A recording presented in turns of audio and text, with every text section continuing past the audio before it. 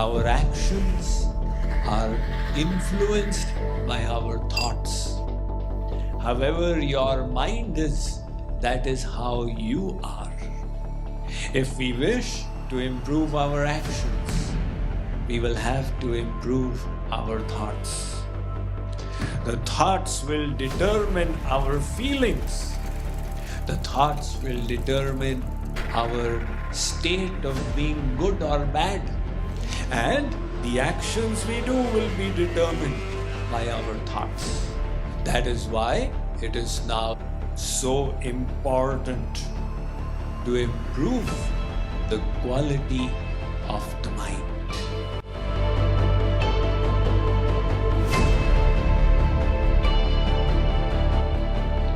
To improve the health of the mind, we need some focused endeavor. It doesn't happen automatically. Some people say, it will just happen automatically.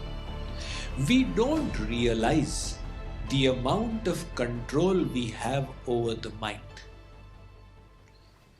See, sitting right now, can you all change your mental state to happiness?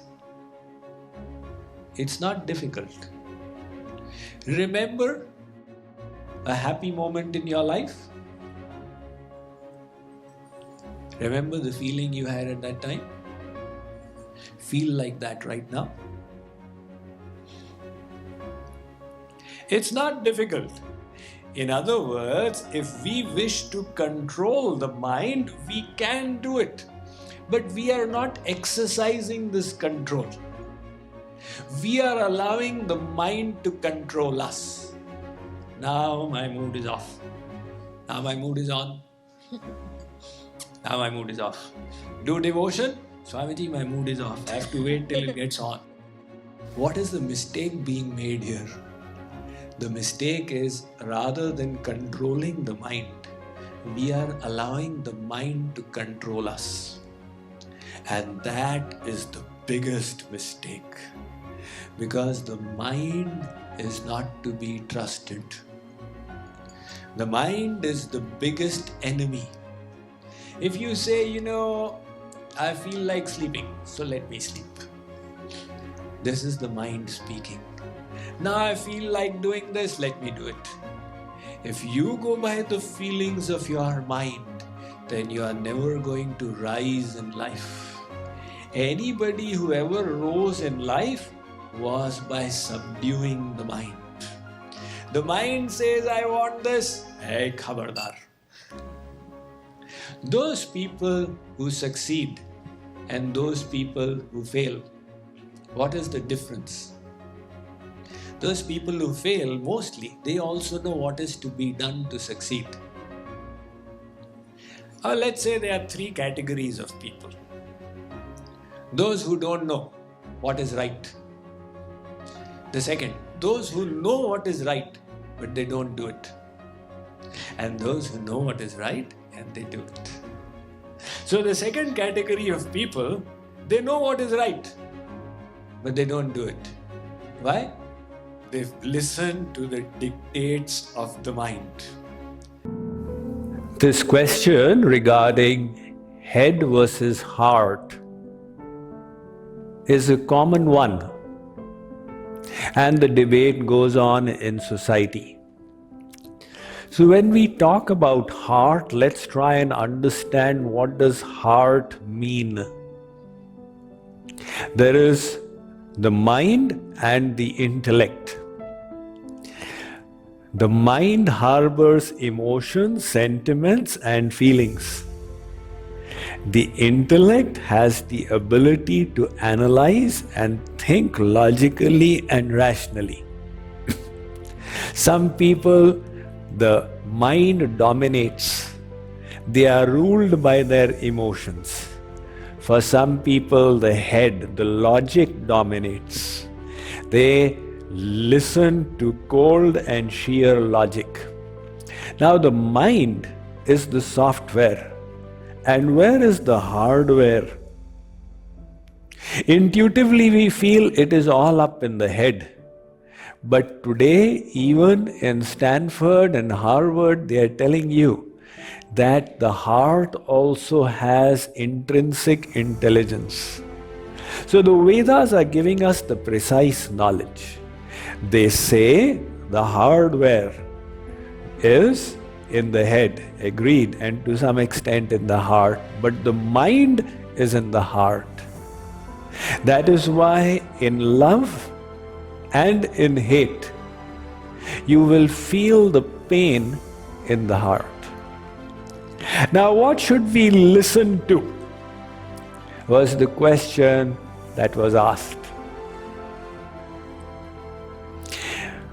The mind is not to be relied upon, which is the heart, unless it is purified. The scriptures tell us, use your head, your logic, your rational ability.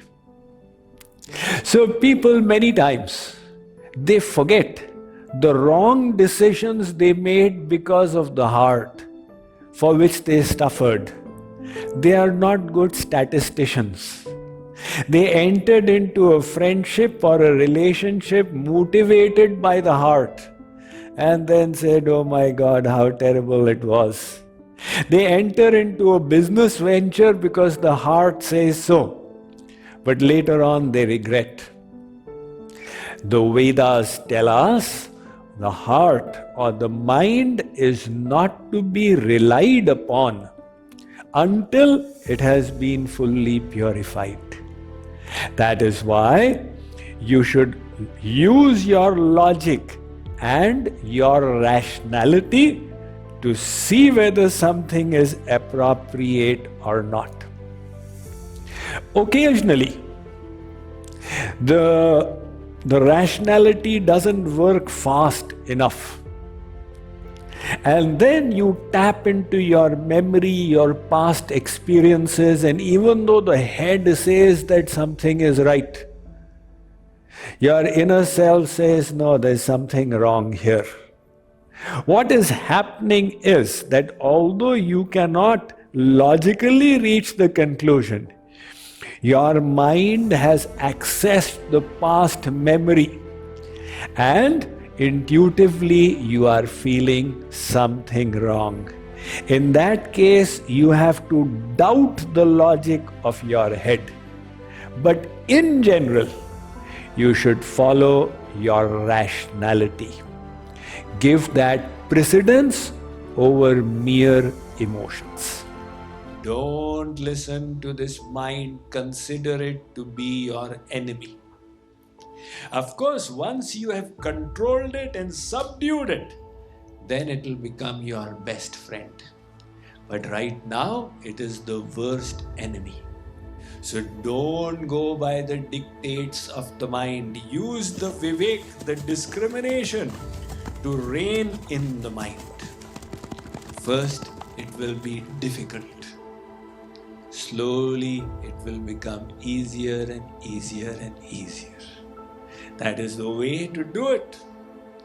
There was one saint who used to say, when you're served the meal, all saints have done it in their different ways. Take the tastiest portion and take it out. He says, the tastiest portion, you take it out, don't eat it. Why? Deny the mind. The mind wants, and you deny it. When you do that, the mind starts getting tamed. And the more you tame it, the more subdued it becomes. And if you don't, it is a spoiled child. I want this, I want that. Like the little children. What is the problem with little children? The prefrontal lobes of the neocortex have not yet developed. So medical science says that the prefrontal lobes of the neocortex, they start developing as you enter adolescence. Then you can trump the mind with the intellect. Before that, the child is dominated by the mind. Hence this terrible struggle. I want this, I want that. Right? So the child is unable to control. The mind is like that spoiled child. Don't give it freedom. Don't give it leeway. And the beauty is, if you've learned to control it in one direction, it will help you elsewhere as well.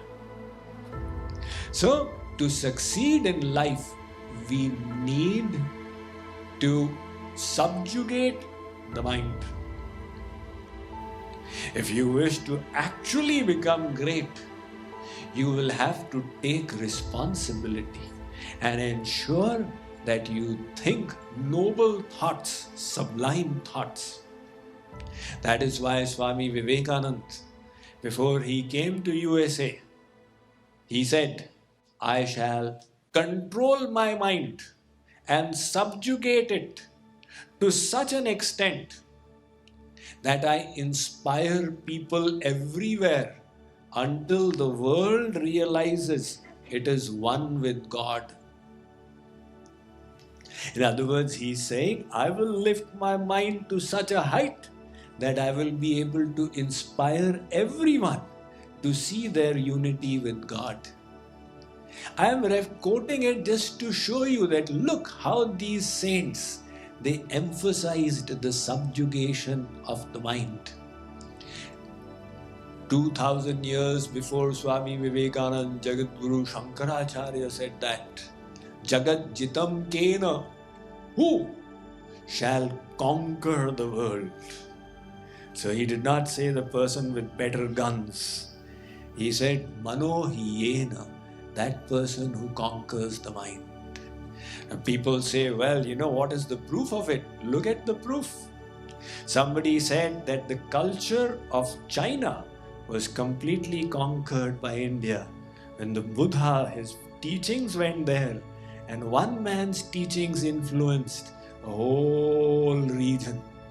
That is the power of the influence of somebody who has subjugated the mind. So if today somebody could subjugate the mind like that, that person would also influence the whole world. So Shankaracharya says, rather than focusing on developing better weapons, you focus on improving your own mind. But this improving of the mind requires application and dedication, just like improving of the body requires. So the mind improvement will not happen by itself. It requires ekanta sadhana, practice in isolation. Later on, when it is at that level, no matter where you are, no matter what you are doing, the mind will be at that divine stage. Chandana vishvyape nahi lipate rahat bhujanga. The saying goes that the serpent is entangled on the chandan tree, but the chandan tree is unaffected. Similarly, the great personalities, they are like the drop on the lotus leaf. The lotus leaf remains nirlipt despite the water on it. In the same manner, the great saints, even while living in the world of Maya, they retain that divine consciousness. But we have to begin from the beginning. Those who are postgraduates in spirituality, they may be doing whatever, but we have to begin from grade 1. And grade 1 is, you block out the world for some time. And having blocked out the world, you focus your mind in God.